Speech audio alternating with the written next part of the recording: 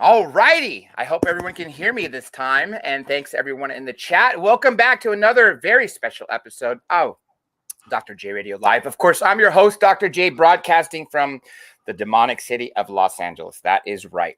With a very special guest today, the one and only Mr. Rich Giordano, host of GUFON Radio, UFO researcher, one of the coolest people I know, and the funniest person I know. That's for damn sure, too. Rich, welcome to the show. Grazie. Now, good to be here. Yeah, I know, right? And you know what? I'm not in a box today. Well, I am technically in a rectangular box, but you could see me, right? Yeah. Big improvement. That's a yeah. Big wow. improvement. Yeah, that's right. Much better. yeah. All right. Let's go. Let's take you back. First of all, before you got involved in hosting GUFON Radio and before you started researching things for yourself, did you ever have a UFO encounter, or when did you start paying attention to the topic and actually starting to believe that there might be something there? Okay, that's a good question. There's three in there, so I'll go first with the well, always. UFOs have been in my life as long as I can remember. When I was 5 years old, my dad and I were taking out the trash, and he noticed the neighbors looking up, and he looked up and saw a red light in the sky, and he goes, "Oh, Richie, a UFO, look." And everybody was pointing at a red dot in the sky. And this is Staten Island, New York, 1977, 76, around there. So I was very young. And that was the night there was the huge blackout that happened on the East Coast. So it was one of the biggest blackouts in history. And people were seeing UFOs, and I never forgot that. And I had a couple of sightings throughout life, really cool ones, nothing up close, no Billy Meyer stuff, just like metallic objects at a distance, not moving for hours, strange formation of, three, going across the sky. Were they satellites? I'll never know. I used to go to Mexico for work, and, saw UFOs on a regular basis on the way there. I worked in there for about 3 years, and anytime I would get to just past Yuma, Arizona, sure enough, there was the metallic craft sitting there. And I remember I pulled over because I was real early for work because it was a 3.5-hour drive. It sat there for as long as I was there. And one day when I left and came back, it was still sitting there. So for like 7 hours later, it was there. So, that's in my mid-30s. And then shortly, a couple of years after that, I got married, settled down, and bought a dog. Bought my dog that night, took him out for a walk in the backyard. And my wife and I laid down on the chaise lounges and looking up at the sky. It was beautiful. It was April 15th, tax day. And yeah, it's easy to remember. And she saw it first. She goes, "Honey, look at that. I see 3 lights. Do you see that?" And I go, "No." She goes, "Oh, now there's only one." And I saw it as she said that. Like, "Oh, now there's only one." And it went this way, went to the left, went north, went back south, and then it went half the distance to north of where it was previously. And then it disappeared, and then 3 more showed up right behind it where those were. Just appeared. As if they all shot out and then came back as 3, a triangle of 3. And then they split in different directions. And I said, "That's not a satellite. There's no way that was a satellite." And my wife and I had just months earlier had eye surgery, laser surgery. So we were seeing like everything, 2015 vision. So we both saw it. And the next night I went out at the same time and saw it again. Not exactly the same way, but it was in the same spot. And then I went out the night after that, nothing. Night after that, nothing. So that second night, as soon as I saw it, and I was out there for another 2 hours, that was around 10 at night. I went online and I looked up, see if anybody was, reporting seeing lights in the sky, because it's happened here before in 1997, the Phoenix lights, so it was around that time. It was around March, April. It was April 15th. So, that's in the back of my mind. And that was in 2004. So that got me into looking up things online. And but I've always had the life fascination. I've always watched the In Search of, that TV show, Space 1999, Battlestar Galactica. I grew up with Star Wars. Star Trek was in my life. So, it was a lot of things that were very intriguing to me as a young boy. Yeah, as early as 5 years old.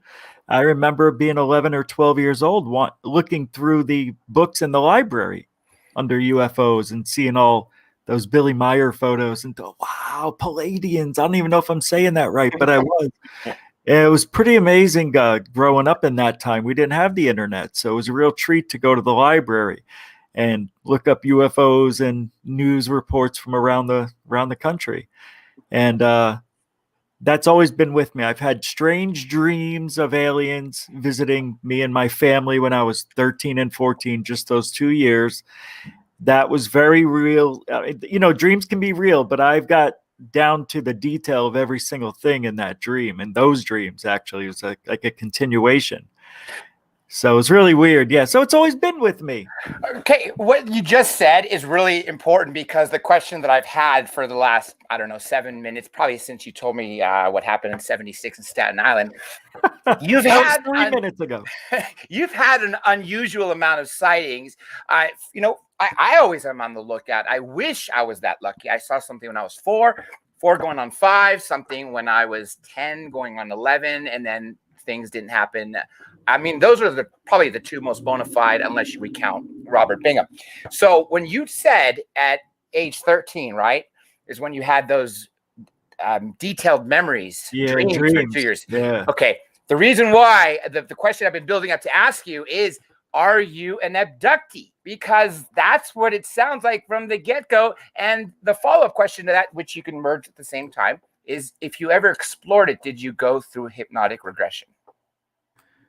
So I don't think I'm an abductee, but everybody else does. Okay. I had a couple more dreams after my wife and I got married. We bought a house. And when we moved into this house, I had 2 unbelievable dreams that I'm still saying are dreams, even though I know I woke up. I had a pain in my left ear and it woke me up, and there was this high-pitched noise that was so loud it woke me up. And then I looked at the headboard and there was this bluish white light, and I wanted to know where the light was coming from. Like, why is there a light on my headboard as I'm waking up? So I turned around and this light retracted, a beam of light, into, well, I can only say into the hand of an alien, or maybe something was in his hand. It was a 3-foot tall. It was grayish, but it was also purplish green. It was like that paint you see when you walk around and the sun hits it a certain way. It could be green and blue, that kind of weirdness to it. Because when the light retracted, it reflected off its body. It lit it up. So I was able to see those colors, and I thought, wow, that is bizarre, and it looked wet.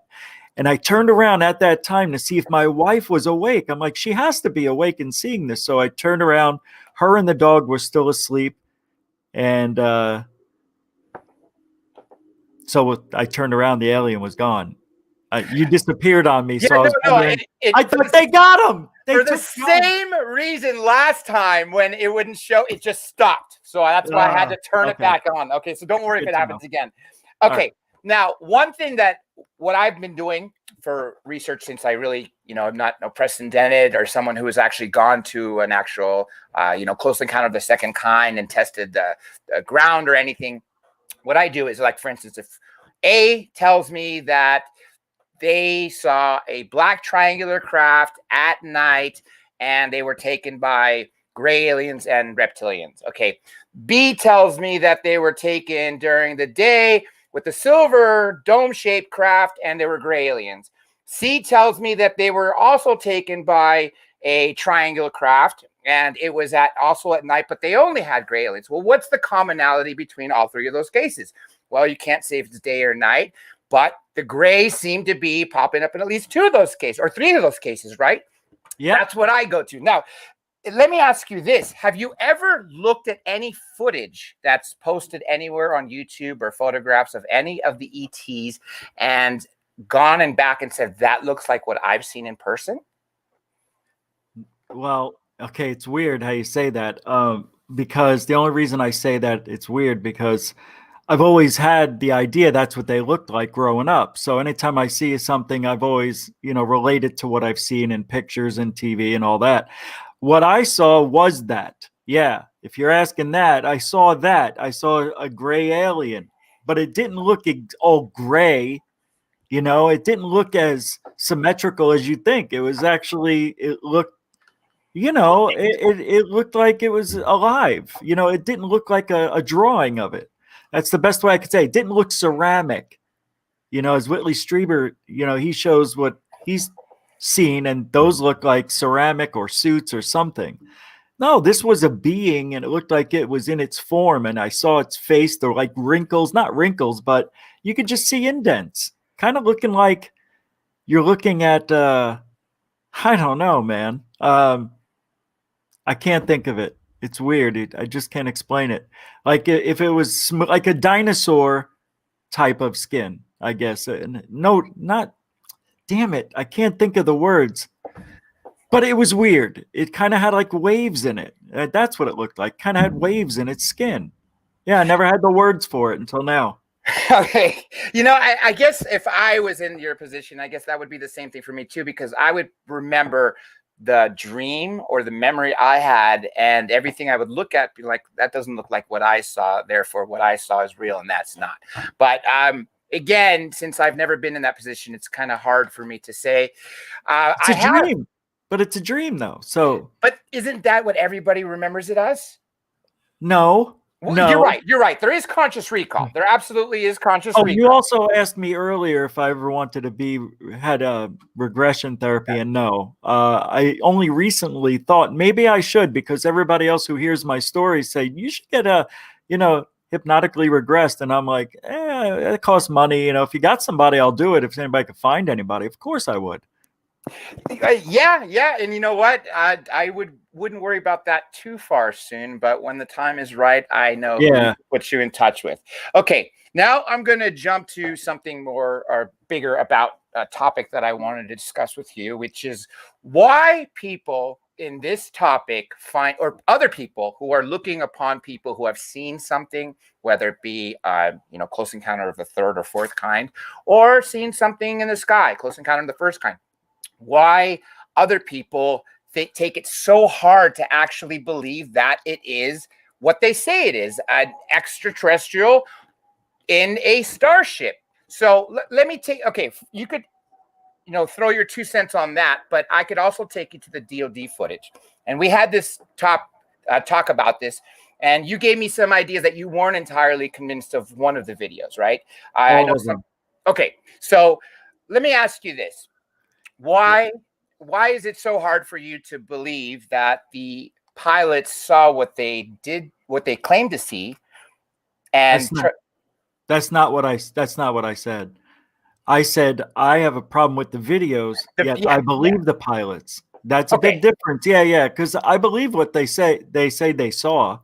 Yeah. The video, it's not really video, it's FLIR. So we're not seeing what would have, been caught on camera. Okay, but in general, though, when someone is trying to prove that they saw something, a lot of people say, show me the evidence, show me video, show me photographs, show me something that landed. But the problem is, when I took evidence in law school, obviously one of the first pieces of evidence, the most important piece of evidence that we've used for thousands of years is eyewitness testimony.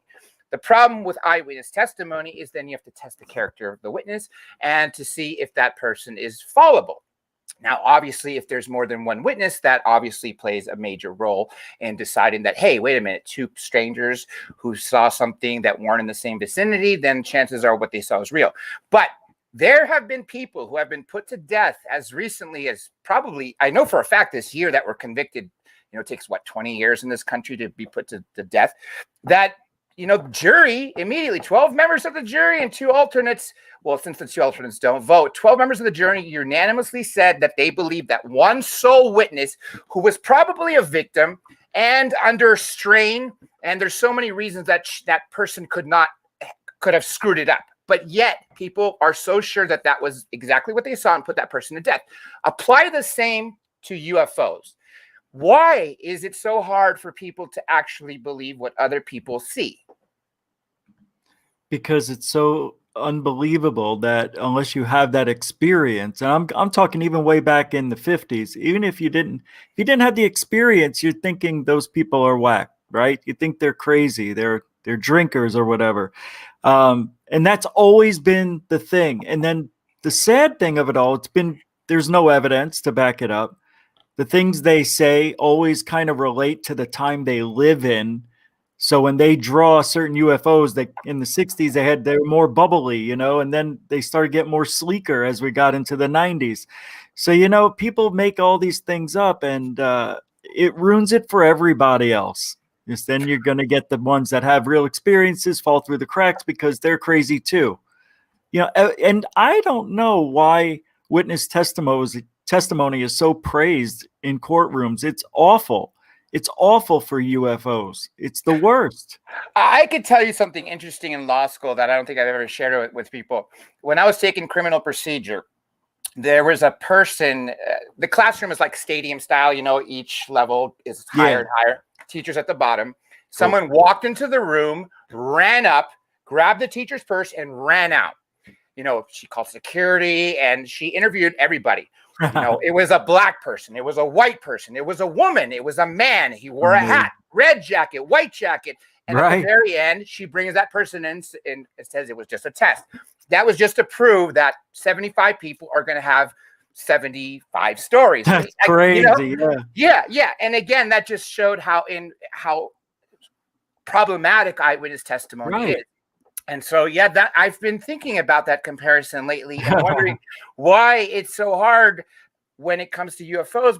But I'm glad you mentioned that point, that there are people whose story is so incredible. Like, I was taken and told that I have to clean the plastic from the water and save the whales. Really? Wait a minute. Aliens are going to come down and tell you about whales? That doesn't make any sense. Now, I always have wondered if those, aside from the people who, may not be all there obviously has to be, I would think, ever since the stories were poo-pooed in the 50s, to now, I'm sure there's been hoaxes of the people who have never come around and said, hey, I hoaxed it, that were probably paid from the top down. Right. So when you have all that, I could see how the topic has gotten so screwed up. You said something really remarkable, and I'm going to explore this because a lot of people don't talk about this, that UFOs, usually the people seeing them in that time period, usually it reflects that time period. Right. I'm sure you remember the 1800s, or obviously weren't alive, right? Yeah. Stories from the 1800s talked about airships, and there was one specific case where this person ran into, a landed airship, and the ET spoke to them, and the cowboy said, hey, what kind of brakes are you using? Air brakes. Where's the rails? Basically he was passing it off as a locomotive. And he asked, where do you live? He said, out west, right? Fast forward 50 years, where do you live? Venus, Mars, right? Yeah. Where do you then as we get closer and closer to the time, where do you live? Zeta Reticula. Well, now it seems like, where do you live? We live here in the future, So, right. That's exactly right. That's just 120 years of beautiful, interesting observation, Now, going back in thousands of years ago in the Bible, did you ever, are you a religious person? Not really. Okay. But I get the gist of it. Okay. I've heard enough, Is there any portion that you heard a story from the Old Testament or the New Testament of the Bible, or any religious book, that when read literally, you stopped and thought, wait a second, that sounds more like a supernatural extraterrestrial event as opposed to some, holy thing going on?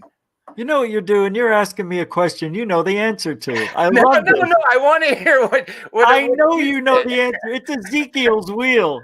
No, that's one of them. I know, but that's the one I think of a lot. That's the one I think I read and literally means it's a guy flying in from outer space. Yeah. Just I don't know why. Maybe because that's the way it's been handed to me, on TV and whatnot. But no, even when you just read it for what it is, it's amazing. A wheel inside of a wheel, right? Isn't that one of them in there? Yeah, exactly. Four faces. That was pretty wild. Very, very wild. Yeah, the sound of what they say, thunder, fire, and all that. Okay, what about Yeah. something that's even more of a bombshell? And I don't want to cause any controversy out there. I'm just throwing a theory. And what good is a theory if it can't be tested? And clearly something 2,000 years ago can't be tested. So everyone out there who might get offended, please don't. What do you think about the possibility that Jesus Christ was not necessarily the Son of God, but the Son of gods who visited us from afar, like chariots of gods? And because there was an immaculate conception, which is exactly what females who are alien abductees report, having no sex, all of a sudden being pregnant, 4 months later, usually the fetus is taken out. So have you ever thought that possibly, in your opinion, what do you think, that is Jesus an alien or hybrid?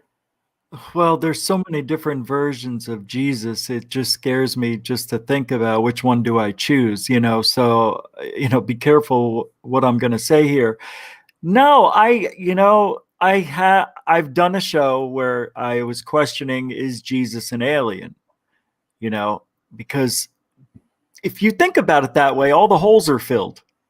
We can change, what is it, water to wine and all the walk on water. Yeah. He's a miracle man. And the guy's a fantastic carpenter. Fantastic. He can just put together a spiral staircase like nobody's business. So he's incredible, right? I mean, he can do all these wonderful things. And the one last thing I think was what he died and then rose 3 days later. Which I think there was a twin involved, but I mean, that's for another controversial story. We could talk about it's got a lot of alien things in there. Yeah, I mean, you could say he's an alien. Why not? When you see draw paintings of angels with wings, what do you think they are? When People I see with wings? Well, what I really think is, people just drew them because that's what they imagined they could be doing. Or maybe stories were handed down to them that, you go to heaven and you get these wings and you could fly amongst the clouds in the city of God and all this other stuff. See, that's the part that's difficult for me when you bring the religious stuff into ufology. I don't really do that much, if hardly, So it's hard to separate religion from religious texts. I guess the best way would say read a religious text, but take religion out of it and just read it like you would read mythology. The reason why I mentioned the angels is because I was talking to Preston about this, and I'm sure people out there have heard me say this, and I'm sorry about the camera keep shutting off. That is not my doing. Is if craft were present, then I always thought that the paintings of people with wings was not so much that they had wings or that the painter wanted to have the ability to fly, which I would think everyone who saw birds wanted to fly, but that more than likely a painter who did not know how to read and write, knowing that most of the people who would be seeing it for hundreds, if not thousands, 1,000 plus years until people were able to read and write and understand, was trying to get the message across that this person had the ability to fly, not necessarily just by levitating, but by getting into something like a chariot of fire. Yeah. Are you talking about cave paintings too? Yeah, going back as far back as earliest record. That's wild, man. I love that stuff. What are those petroglyphs? I think, and yeah, crazy. I'm not really into those either because it's some people call it a religion, but what is it? Archaeology? That's not archaeology. What is it called? Well, there is archaeology. That's a type of it, right? Well, anyway, they must have seen something flying in the sky. Maybe they wanted to be a bird. Or an eagle, soar with the birds. So they put themselves in there. I don't know, but you can, because see, with the Hopi Indians, they talk about the star people, or I forget what they named them, and they were supposed to come back and take selected few, and then the rest would be left behind on an Earth that was dying. And some people said that was supposed to happen in 2012. It didn't happen. So here we go again, hearing all these stories and nothing ever happening. See, that's discouraging to me. So it turns me off to even read any further. It's like, why even bother? But my imagination took me there, John. It took me there, and I imagine that they saw, like we do today, those guys can fly in those jet suits. You know how they wear those things? Maybe they're seeing some version of that, from aliens visiting. Do you think that That was a bad answer. It wasn't a good no, answer. no. No, I know it was. No, don't. Do you think that there's a possibility that in the past, we talk about Egypt or ancient Greece and that we're so basic, and we look at, the pyramids as the greatest thing, but that's the only thing they've pretty much have done aside from passing on, philosophy and things like that. Right. Do you think that there was points in our time when the civilization was more advanced technologically and something major happened, like an extinction level event, and sort of reset us?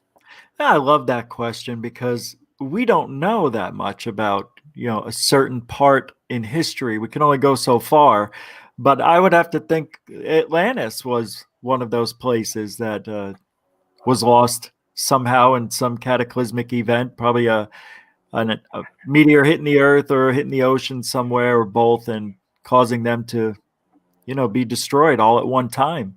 It's an amazing story because they think that Atlantis used to, or now is, in Antarctica somewhere. It shifted with the plate tectonic. That's amazing. Go back 10,000, 11,000 years.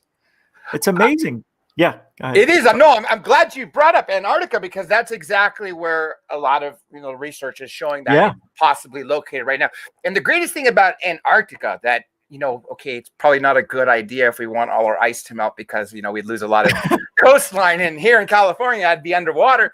But how great would it be to see what's underneath that ice? Because a lot of people, Antarctica, they think of it as just another Arctic. No.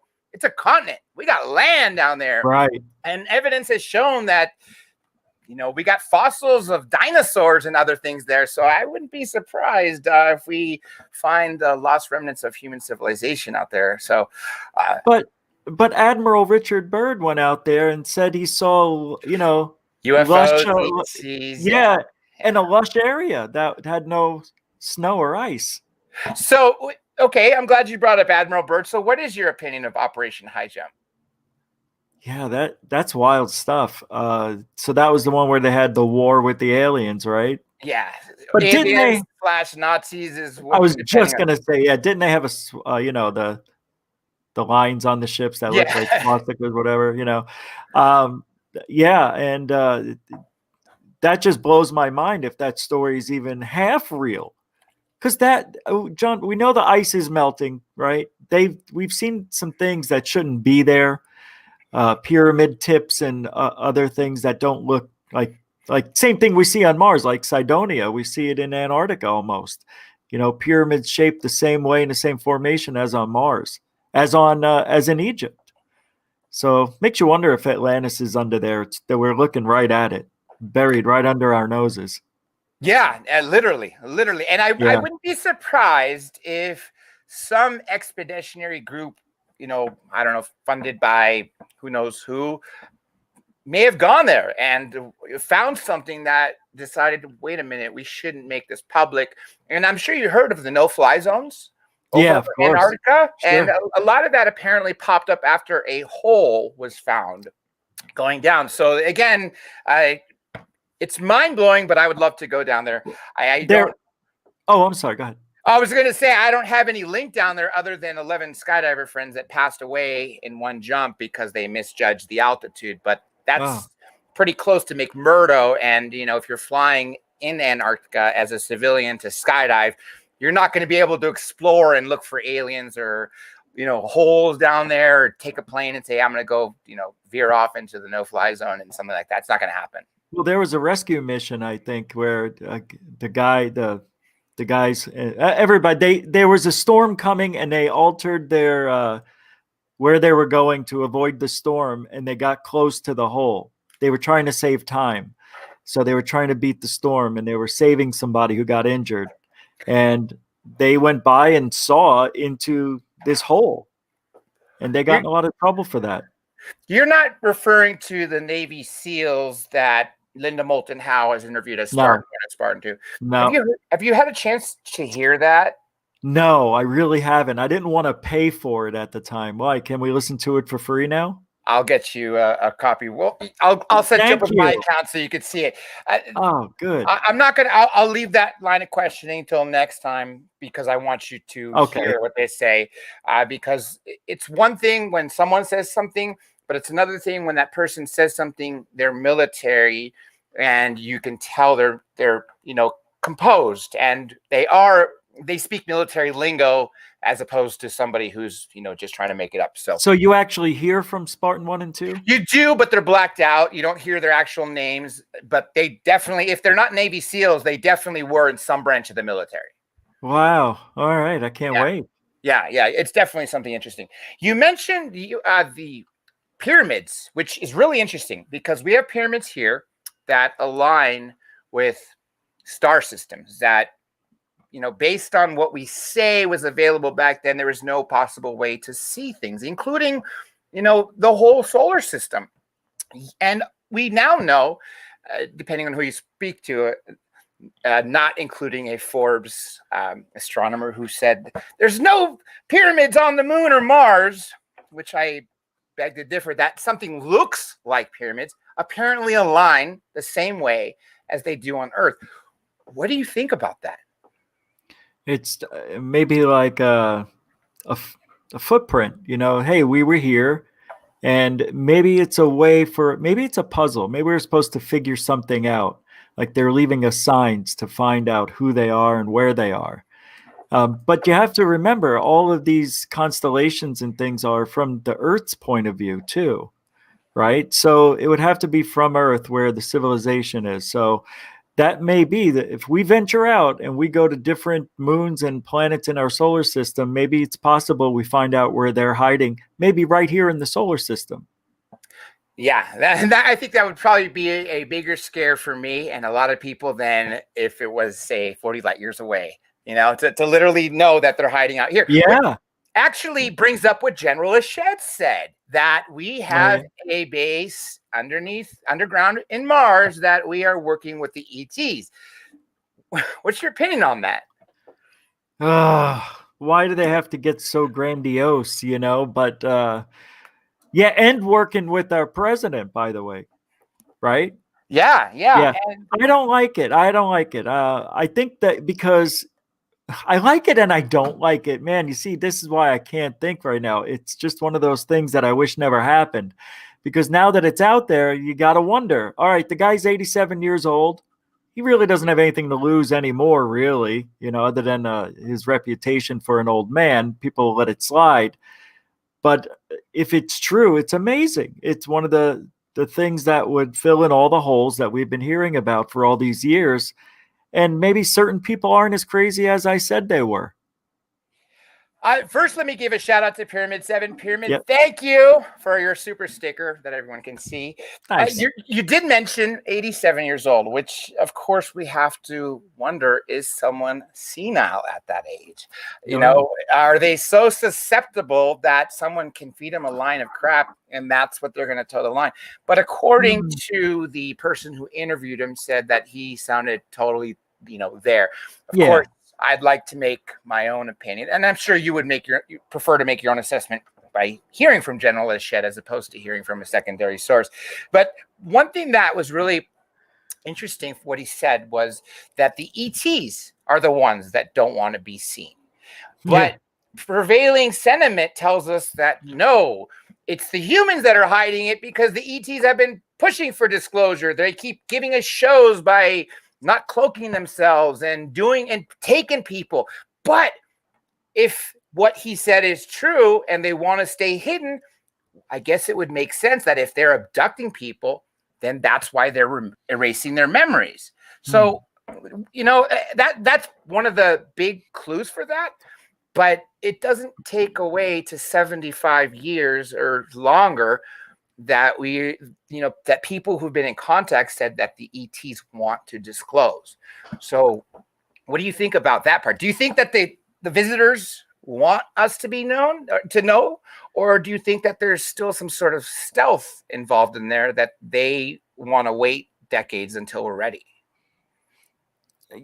I think I don't think it's true. We've been hearing stories like this forever, and nothing is ever proven. We heard they're at Zeta Reticuli or Reticuli, however you say it. We hear they're coming from Andromeda, and we hear from all these different places, the moon, the oceans, Antarctica, and there's no proof of it. And Venus, right? I mean, look at what I'm throwing at Mars. It never ends. I mean, okay, so you're telling me they're everywhere. So that's it. They're everywhere, and we got to accept it. All right, so this guy's story is they don't think we're ready? Who are they to judge us that way? I mean, how do they know we're not ready? I don't understand. Do they have like charts and graphs and showing, and are they taking a poll? Calling us? Yeah, cold calling us, taking polls. Maybe they look a lot like us, right? Supposedly just a little more refined. Yeah, that'd be interesting to know how they came up with that one. You see that there's always something, John. There's always some caveat that they're right behind that door, but you got to wait 5,000 years to open it. It's like, come on, man. Don't tell me they're right there and I can't see them again. No, I am far more skeptical of polls after 2020, as a lot of people on the right would be. But polls in the last couple decades have said that people want this knowledge to be known. So that's, I tend to believe that because there isn't a single person that I know, believe it or not, skeptic or not, that doesn't say if they're here, then I want them to be public. And we don't see that. We're ready. Yeah, no, we're not. Yeah. We're not. No, you and I am. Well, no, yeah, me and you're ready. But what do you think is missing from the rest of the population that doesn't make them ready? Education. Nobody knows anything about aliens. Nothing. I mean, I don't know anything really either, but I know what I know because of what I'm reading. But you have, John, nobody knows anything. Oh, you're absolutely right, because I don't know anything. I know what people have relayed to me. I know footage out there, but what do we actually know about them? Their intentions. But what I mean, if you ask somebody where Area 51 is, they don't even know what it is. That's what I'm talking about. If you say what happened on March 13th, 1997 in Phoenix, Arizona, they'll say, I don't know. Nobody knows. That's what I'm saying. Nobody cares. Yeah. They're doing a bad job. Actually, they're doing a good job of not educating us by making everything look like it's Star Wars, or, Transformers or whatever. Do you think that's by human design, though, following Roswell era? Which part? The part that people, or that the knowledge is not known, and they are not doing a good job of teaching people. Well, I guess maybe I should even say it a little better. The politics part of getting the word out, of why it's not out there, and people don't know what's really going on behind the scenes. Not that I'm saying I know, but I mean, the public really doesn't know. There's a very small percentage of us that do research. It's not a big audience. Yeah, it's a small world, that's for sure. It is. It really is. A lot of people are interested. Everybody wants to talk about UFOs and aliens generally, but nobody really does any research. Yeah, and I can't blame them, because it's not really something that you could stake a career in. Even when Stan Friedman was alive and he, did his lectures about, hey, you can make a living out of this. Yeah, if your bills are under $30K a year, that's fine. But if you have bills that are going to be more than $30K a year, you got a family to support, you probably need to look somewhere else. And if you have to have two jobs, where one of the jobs is traveling to events and speaking at them, well, chances are that would be more of a hobby than an actual job. Yeah. And of course, people go down a rabbit hole, and if their friends find out about it and, they're not into it, you lose your friends. It's very strange. No matter, like I would tell my parents, don't tell anybody I have a radio show or a podcast about UFOs and aliens. Oh, but I'm proud of you. And I'm like, but they're not. People look at me weird, Ma. She's like, oh, you're imagining it. I'm like, am I? No, I'm not. I know that feeling. I hear it. I've been that black sheep for as long as I could remember, and that's actually why the first documentary I made with Blake and Brent at Third Phase of the Moon Alien Human Project, at the very end, my last name is intentionally spelled wrong. That way the law community couldn't say, hey, that lawyer is a UFO believer. And, yeah. So that's sad, isn't it? It really is. It really is. That's what I mean. People are interested in UFOs, but they won't talk about it with anyone. And we're a rare bunch, believe it or not. Now, I have noticed, and a lot of people say it's because of people not being out as much as they were a year ago, that 2020 was a remarkable year of massive increase of sightings. And even 2019 was awesome. One of the largest numbers of sightings and, things caught on camera of the year. So what do you think is, in your opinion, obviously, this is just something we could speculate on, but what do you think this is leading up to? Because it sure as hell seems that we're seeing a lot more and people are capturing a lot more than they've ever done in the past. Yeah, and you probably won't like the answer, but it's just because people are really we've gotten educated on how to use our phones, and people are using them, especially during 2020 being locked down. Now everybody had no choice but to learn how to use their phones if they want to have FaceTime with people. They haven't seen so-and-so in months. I think that really helped this year. And if you want to go back to 2019 and 18, I think that's just people enjoying using their phones again. I mean, there's 6 billion phones on the planet that have cameras, and there's cameras all over anyway now, intersections, buildings, resorts, the moon, they're all over. Everywhere you go, somebody's watching you. So that's why. That's all it is. It's just a numbers game. You're going to see more weird stuff in the sky the more cameras you put up. So and they're much cheaper. That's way cheaper. Yeah. And it's one thing for people to have phones in their pocket, but like you said, people now have, up to 4K video cameras in their pockets. And that obviously changes things drastically. Yeah. But again, you did say it is a numbers game. So I guess that is the answer of why the increase in sightings as opposed to things captured on camera, because. I'm sorry. No. That was essentially the point I was. Sorry, you keep. Yeah. It's a good stream. It's a good stream. Yeah. We need to make a distinction between people who have captured something as opposed to people who just saw something. 2020, you mentioned why. People are stuck, right? People are not stuck in a traffic jam right here in right now where they normally would be. But 2019, things was kind of business as usual. That's why I brought it up. But every year we increase our population. What is it, 2% a year, something like that?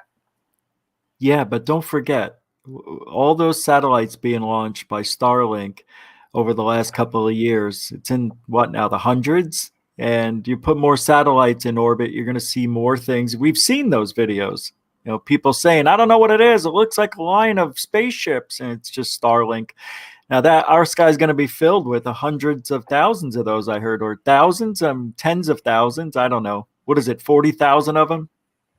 Those Starlink satellites by the next 10 years? I could be. I don't know at this point. And I don't even know how many satellites are out there because how many are classified?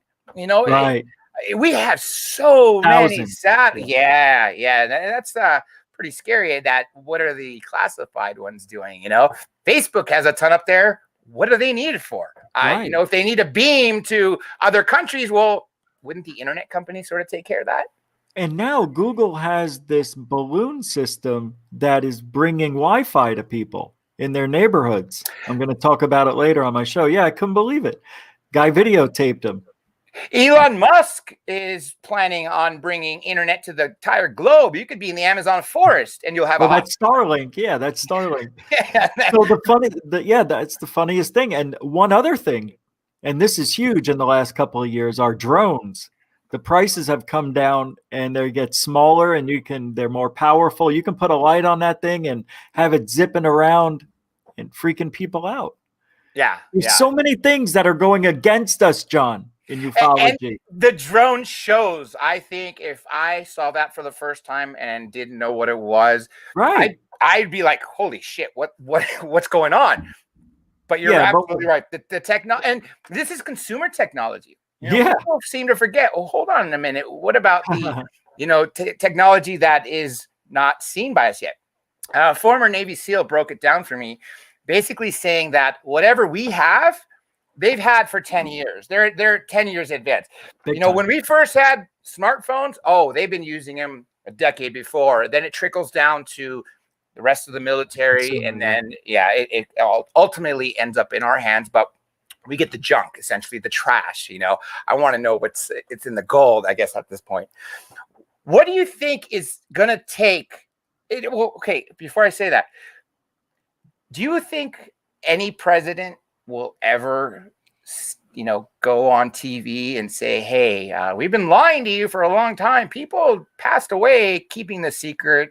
We've killed a few, but just so you know, we're not alone. And by the way, who's going to win American Idol? Well, that would only be one guy, and he's still in the office. But I don't think so. I think because they're a public servant. Let's not forget that they're temporary, so they're not here for the long haul. That's it. They are not going to get the vital information. They will not be able to disclose that aliens are here because they really don't know, and they will only know if they have to know if there's a serious threat, not a made up one. Okay, I'm talking seriously. We see them over LA. They haven't moved for 12 hours. Something's going on. No, there's another one in New York. Something's going on. Now he needs to know. That's when we'll get disclosure. That's the only way, I think. Unless the aliens just do it, without, just take us down immediately, just shut us down. All they have to do is take our satellites out. End game right there. It's over. Or EMP, right? That's what I'm thinking our of. satellites, and just if we're all addicted to technology, we'll be shut down, and that'll be a scary thought. You said the key word, which is temporary. Right. The president is a temp. That's the second key word. Yeah. The president is, like you said, a temporary guest. 4 to 8 years, unless you happen to be FDR. Well, you get 4 terms, and you'll die in the 4th one.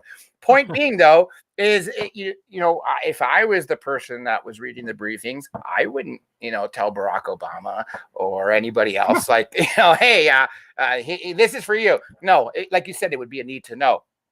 And the military, they're lifers, man. They work 30, 50 years.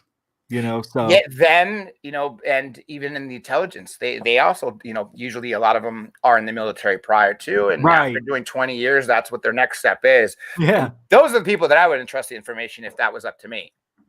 Yeah. But we have to worry about the implications of this technology.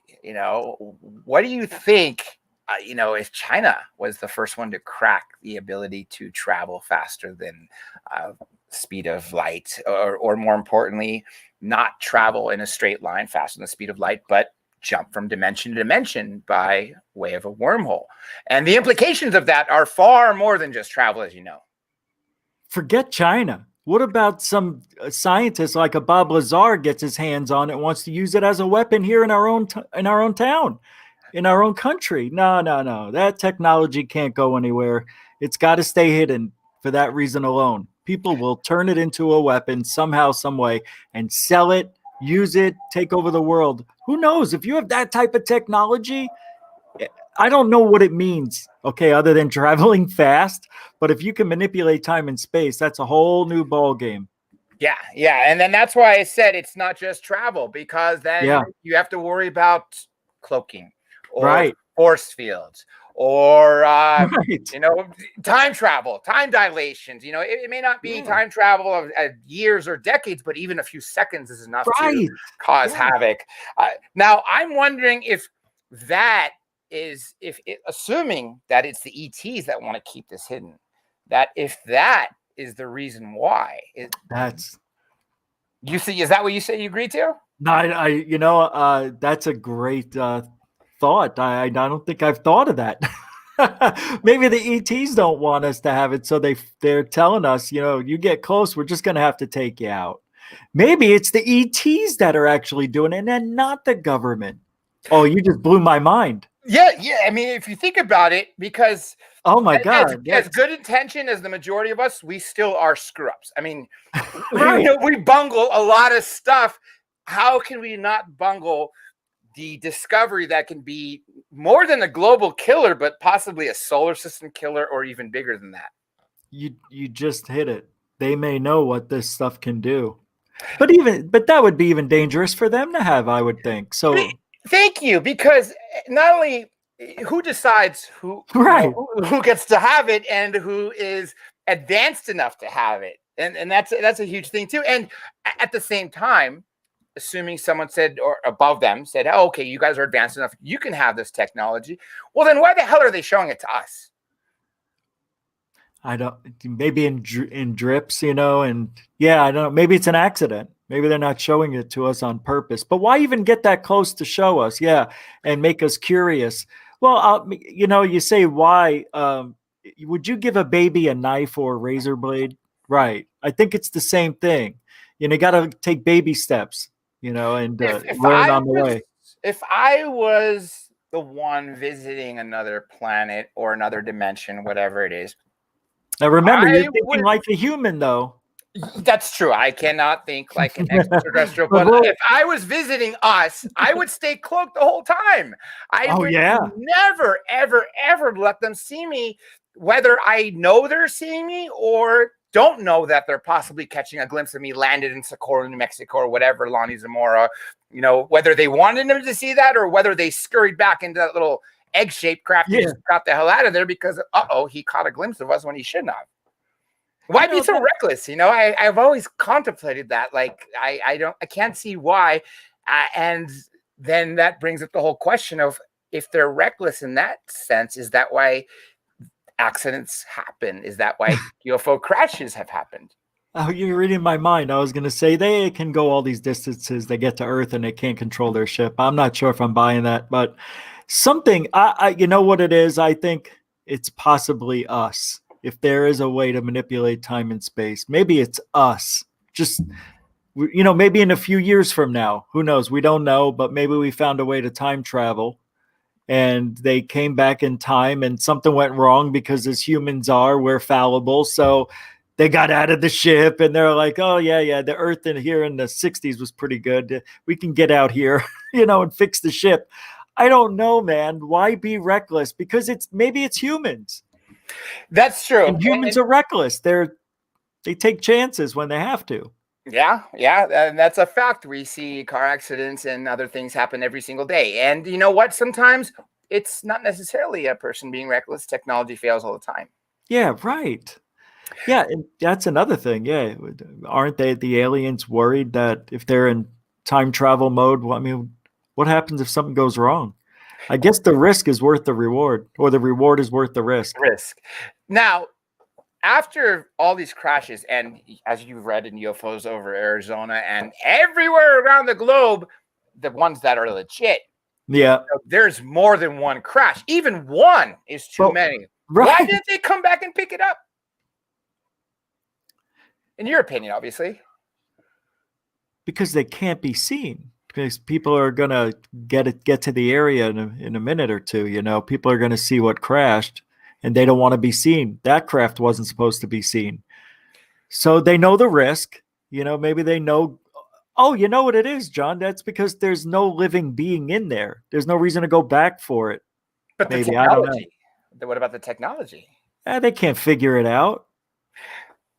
Okay, I brought this line of questioning up to get your opinion on another theory.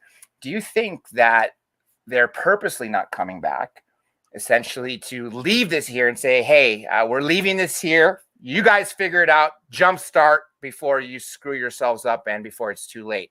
Do you think that all the crashes that have happened, that no one came back and picked up the technology, even after it was taken by us and spread across, the U.S. and different bases, do you think that they're leaving these behind for us to as sort of little markers and, to sort of shove us along the way? I'm wondering what's wrong with me that I didn't think of that before.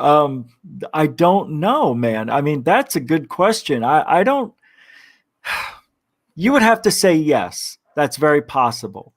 And that they've infiltrated our government. They know what we're doing at all times. So they know how far advanced we are along. So maybe every time they throw down another ship, it's got a little more into it, to push us along the way, to back engineer it, make it easier.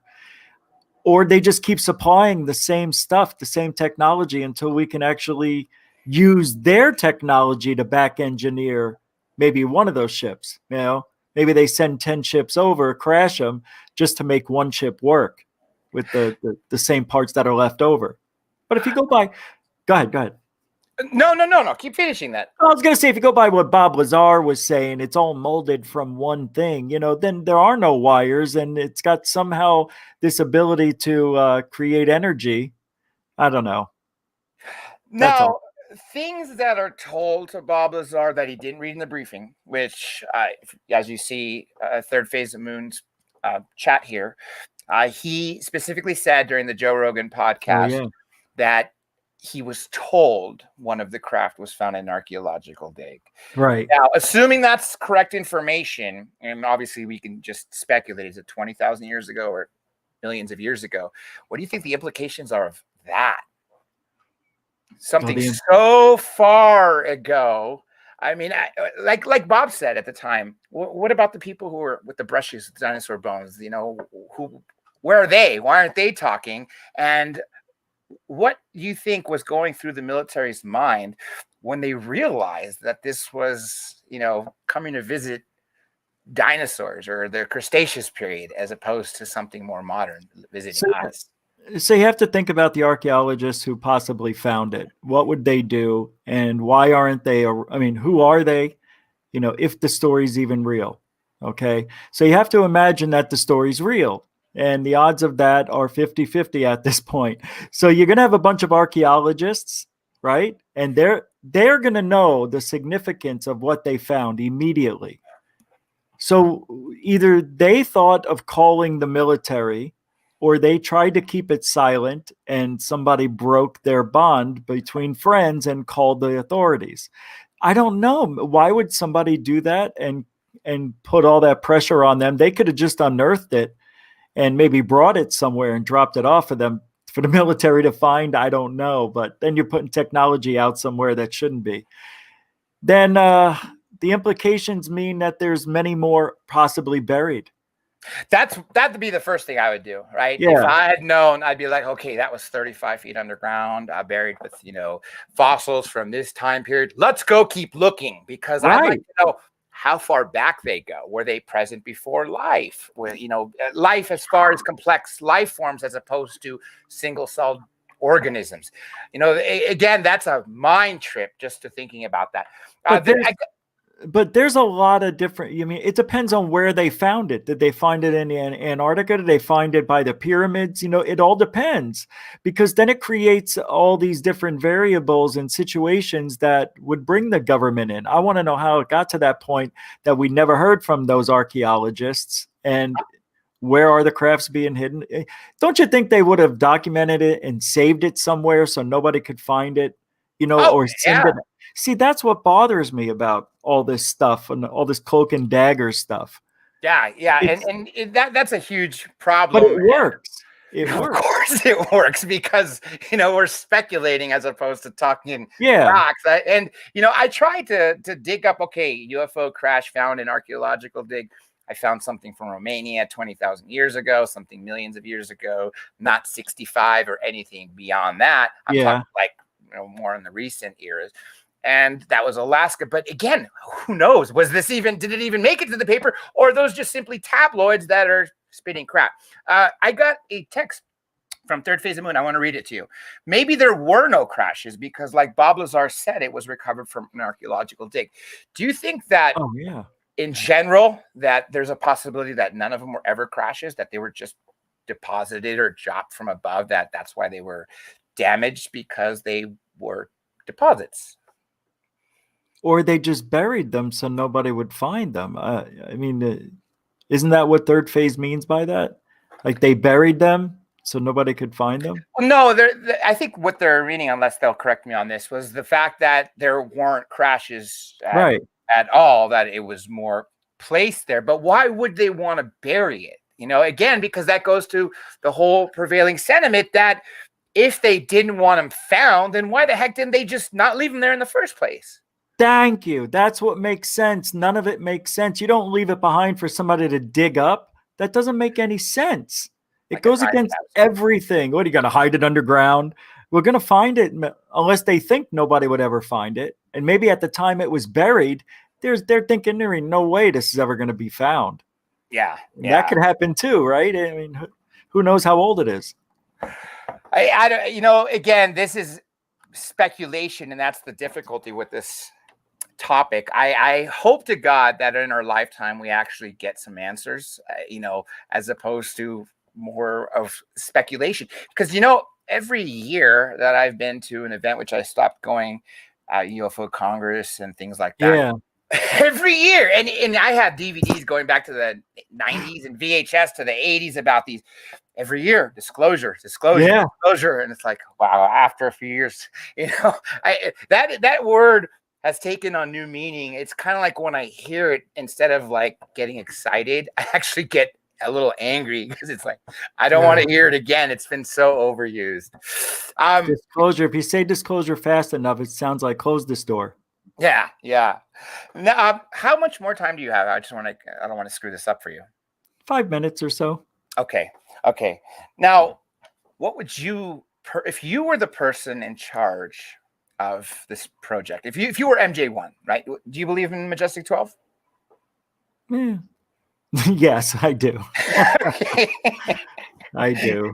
If you were MJ1, how would you handle this soft disclosure that I guess we could say has been going on, because we're being acclimated to technology?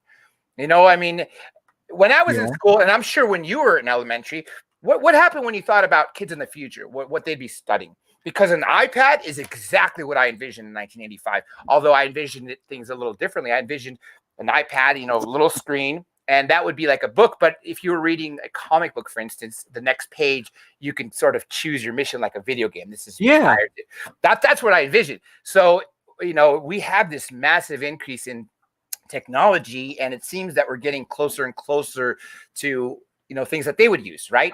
If we had smartphones 35 years ago, which they are essentially doing magic, I don't know what people would have thought then, or if they've even would have taken it, because I think we needed the leaps to get there. Right. If you were just dropped this during the VHS era, the mechanical era, and said, here, try this out for size, before people were even using personal computers, I don't know if it would have led to where we are now. But we are clearly going on a technological leap, when we know that if the people who are selling smartphones and selling services, they didn't have to release this technology. We could have all just been back in the 70s, right? You leave your house, you can't use a phone unless you use a payphone. Right. Would you be releasing technology as fast as this? Would you want to replicate as close to possible as what some of these UFOs are doing? If you had the ability? Well, I think this technology is being released too slowly, too slow. I think it could have been done much faster. And yes, I think if you dropped it, look, they dropped video games on us, when Atari 2600 came out after Pong, and we were excited, but man, after 24 hours, we wanted bigger and better things. It's, I guess, if you want to blow people's minds, you just give them an iPad or something, an iPhone. You mean I have my music on here? I can watch videos, live TVs, talk to my friends, everything it does. But I don't know, man. You were going to ask me something if I was MJ1. How would I? If you were MJ1, disclosure. But you mentioned the technology part that you say it's too slow, so you would speed that up. I would have sped it up. Yeah, probably twice as fast than what we got. At this point, now all they're doing is making things faster. They're not giving us really much new. They're giving us better quality, but nothing really like another iPhone. Like holograms would be next. Yeah. When I put when the call comes in, I want to see your head in 3D. That's the next thing, I think. But if I was MJ1, you need this technology to bring disclosure to everybody. Let me tell you why. The best way you do disclosure is with a worldwide event at the same exact time. I don't care if it's 4 a.m. in New Zealand and 6 p.m. over here in Arizona. Everybody's on the same at the same time. And they may do this with Starlink someday, I hope, connect everybody at once. And then you have a show called Disclosure, or They Are Here. And then one by one, every day, because the aliens are on their way, let's say, or they're already here, but they're going to do 90 days of teaching the world everything we need to know about these new species. And you do it every day at the same time. And people come back, they have discussions about what ifs and what we learned. And these aliens do come from Zeta Reticuli, and this is what they look like. Wow, I thought, so it deadens it. We're not so shocked when we see what they look like.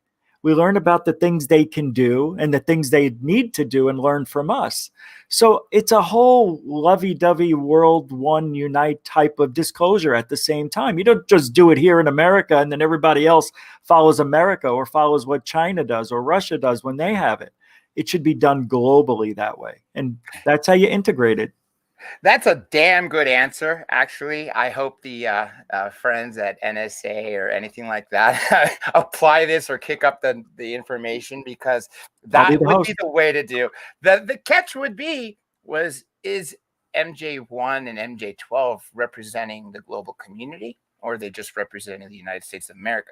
Because if they are representing the United States of America, well, then how do we get the globe on at the same time? Let me tell you something. I don't even know them, and I'm in ufology, and I still haven't heard their story because I don't want to pay for it. See the problem? Yes, I know exactly what you mean. I'm in it, and I don't know their story because I don't want to pay for it. It's stupid. Yeah. I didn't mean to interrupt, but it's always about money. It's true. When you put a price tag on the information, that would be a change, a global changer, literally a game changer for all of humanity. Would you put a price tag on it? You would give it for free as in the biggest possible way, as succinctly and as fast as you could get it to everyone at. That's why I say the person who did that is irresponsible, and I don't appreciate it. You're holding information back when it should be given out for free. Okay, so you're going to make your 20 grand over 6 months, then you'll release it? Come on. And what's to say what happens in those 6 months? That's the scary part. Right. They could be dead. Yeah. Now, you mentioned with just technology, let's just say before, if you were in charge, before you had this 90-day disclosure, films, series, whatever you want to. Maybe a year. I'm just throwing spitballing. Yeah. If you were to double the increase of technology alone leading up to that, do you worry that it's going to corrupt people? Yeah, of course. Yeah. Well, we're people. I mean, yeah. I would expect nothing less. That is the answer, I guess, at the end of it all, because we are essentially. It's scary when I look at the youth, how dependent they are on this media. I mean, to change your life on what somebody on Facebook who you've never met says. I call this the neck down generation, right? Yeah. Crossing the street, hit by a car. That's what's going to happen. Everybody's going to have neck problems in the next few decades. Yeah. And fortunately, that's why I've stayed off social media. Pam, if you're out listening, that's why she runs it up for me. So I'm grateful for that. Although I am banned, and let me remind everybody out there, if you've wondered where I've been on social media, I have been kicked off and banned for good on Facebook, Instagram, and Twitter. There's no reason why on Facebook and Instagram. Twitter, because I supported President Trump, and that is a big no-no. But apparently, so yeah, I don't have any social media other than mine's right now. I just wanted to remind the people who didn't know that. Okay, now I guess I caught as much as I can with going 2 minutes over, Rich. I'm going to save your question for Spartan 1 and Spartan 2 until after you see it. Right on, yeah. Well, tell people where they can find you. Oh. And I'll update put the description and your links for you after. All right. Thanks, John. It's GUFON, greatest UFO network on YouTube. You can find me there. every night, except for Sunday, 10 Eastern, 7 Pacific. We're always doing something, mostly live streams. And also you can see me on Third Phase. That's right. Third Phase of the Moon, both. And Third Phase of the Moon. Every night, right? You upload something to Third Phase every night, right? Just about. Yeah, just about. Whatever Third Phase of Moon, the mother channel is doing, the sister channel will give you the cream of the crop. You know what I mean? You want to just see the UFO? That's what we do. We'll just show you the UFO. You don't have to hear about it. So you can, and then also Facebook under GUFON Network, Twitter, GUFON Radio, and Instagram, GUFON, and so on and so forth. I can't believe all these places. It used to just be MySpace, John. Yeah. I'm glad you brought that up because I loved MySpace. I remember when MySpace came out, I was, that's when I just learned to skydive and I was going to different drop zones and people were like, check out my MySpace. I'm like, what are you talking about? Until someone pulled out a laptop, pre smartphones and things like that. And someone had, video game, like they said a Pac-Man on there, but then all of a sudden it's gone, another train I missed, which again, I think thankful in some respects, but if people ask me about it, I couldn't say much. Sadly, MySpace was better than Facebook. Why what in your opinion, why? Because you could put a video of anything you wanted on your homepage, it was real easy to communicate. It looked nicer. It was user friendly. I just enjoyed it. There was more of a personal feel to it than more of like, I don't know. Like Facebook is business. It's all business. That's how I feel when I go there. Yeah. There's no color. It's all white. Let's have a little bit of color in our lives. Have you seen the logo inside Mark Zuckerberg's sweater? That little emblem type of thing? Yeah. What the hell was that about? Someone just showed me the other night.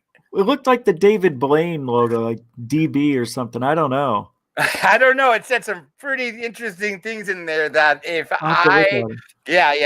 Anyhow, that would be a whole nother side thing for that. Everybody out there, thanks for joining us. Can I say one last thing? Absolutely. Hey, say a closing statement. No, it's not. It's just to you. This was a very, very fun show. I just loved hanging out with you, man.